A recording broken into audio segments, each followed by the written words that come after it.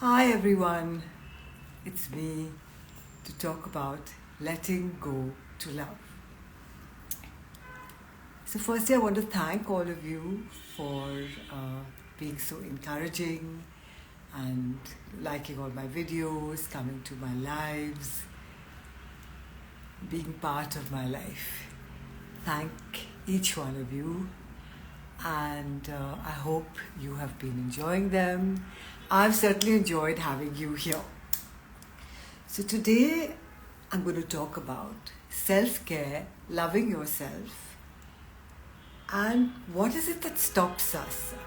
As a well-being mentor and a coach, I've worked with people for over 30 years, and besides that, on myself, because I'm always looking within, because I do believe that everything starts here, like right here. That's where it starts and then reflects out into the world. So we all made up of this energy that connects us to each other, this energy that connects us to the outside world. What is this energy? Because we like to name things, so God, the universe, Buddha energy, Christ consciousness, Krishna consciousness, you can name it what you like, right? So all this energy, we're all made up of this energy. We've been here from the beginning of time till now. And science tells us that. So we're just for a short while in this form, but we're always here in this energy. So people think that, we're a human being, come here to have a spiritual experience. I flip it the other way around, and I know many other people do that. I am a spiritual being, come here to have a human experience. And as that human being, my yearning is to live in the fullness of that spiritual being, in that fullness. And I think that's everybody's yearning. We all long to be happy. We long to feel fulfilled, cherished, nurtured, nourished, loved, and care for ourselves, And then we all get stuck on guilt, blame, shame, expectations, this happened, that happened, etc., etc. So the other day I came across this wonderful story, which is a metaphor by Alan Watts. So metaphorically, life is a boat going along this river at the speed that is certain speed, a comfortable speed. So it's going that way, and metaphorically, we're standing at the stern, looking down at the water. And he says, ask yourself these 3 questions. What is the wake? And the wake is the trail left behind by the boat. So in our lives, the trail left behind our past. What is that? The past. What is it that engineers the boat? What is it that makes the boat move, fuels the engine? What is it that fuels our life? What is it? The present. Our thoughts in the present. Our thoughts in the present moment are what drives our boat forward. And the last question, is it possible? Is it possible for the wake to drive the boat? No, it's not possible. But that's what we do. Is it possible for my past guilt to run my life now? And in the life that's happening now, there is a conglomeration of energy, providing multiple possibilities for me. And I miss out on that because I'm looking there at the wake. I'm like this because my mother said this to me.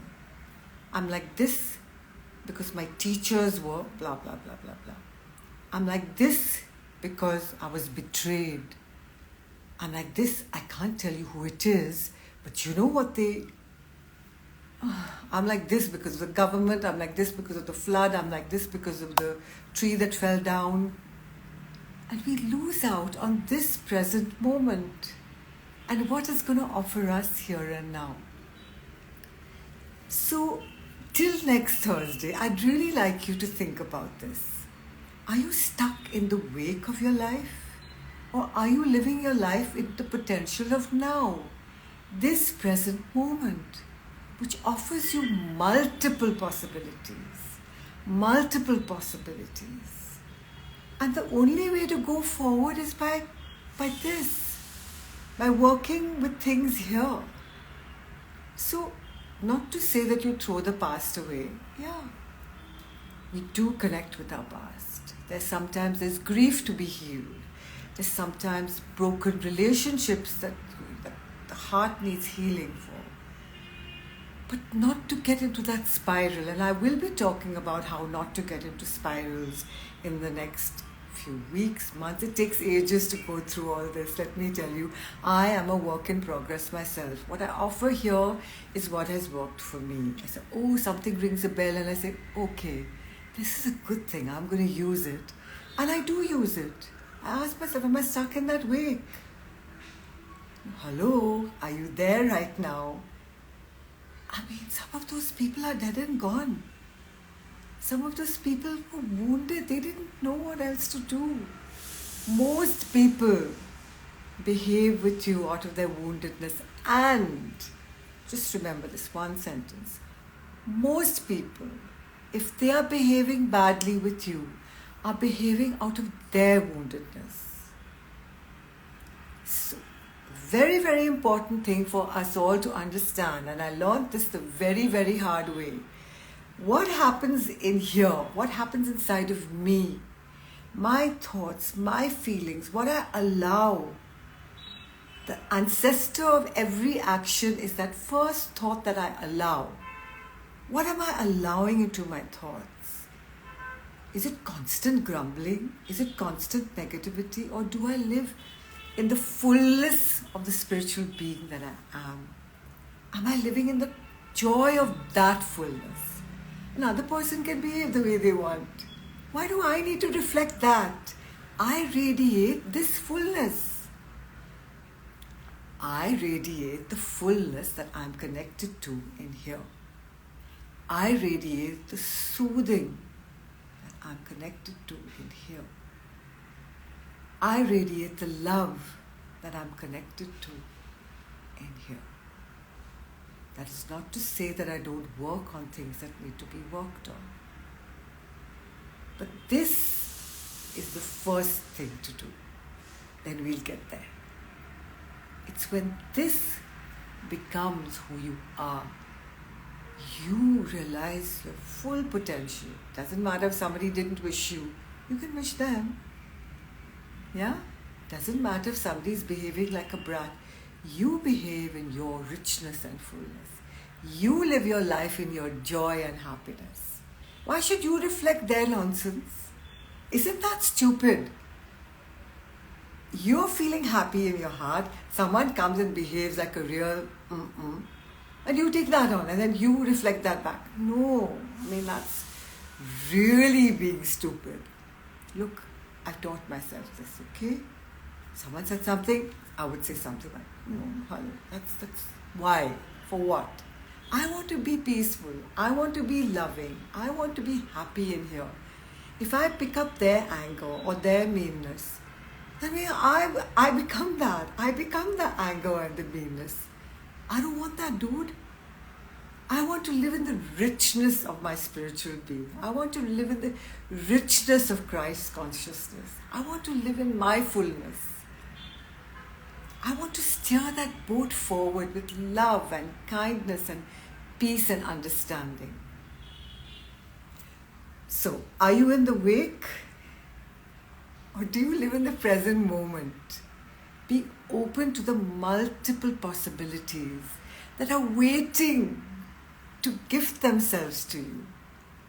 This whole conglomeration of energy, whole conglomeration of miracles, of magic, waiting for you to open your heart and open your mind and steer your boat forward.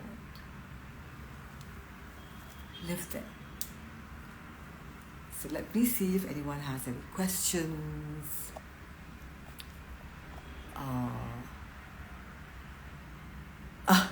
How sweet, Joshua. Thank you. Gosh, I'm seeing you a good 20 years later and you look the same. No, no, no, no. But thank you. It's so kind of you. So listen, guys, if you have any questions, even after this, you can let me know. And I am going to invite some people to come and do some talk on self-care.